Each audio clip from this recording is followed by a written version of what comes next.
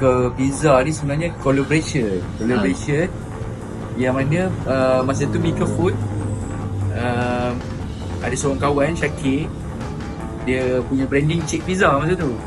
Jadi dia bertapak di Mika Food stall lah kan. So kita bagi peluang untuk sama-sama lah cari rezeki.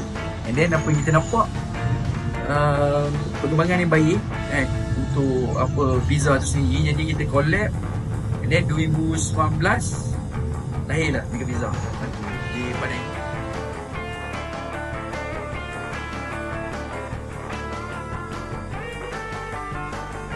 Kita tengok pizza ada Domino's, ada Pizza Hut, banyak brand. Jadi apa yang orang cari, kita sebagai lokal kita ketengahkan topping-topping yang seperti Haji Kampung ada ikan bilis, bunga katan. So mana yang susah nak dapat tu kita terjemahkan kepada rasa lokal kita sendiri.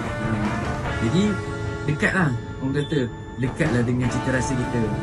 So pizza tu ada pilihan, sama ada nak yang macam contoh autentik berhenti yang semua. So kita ada juga boleh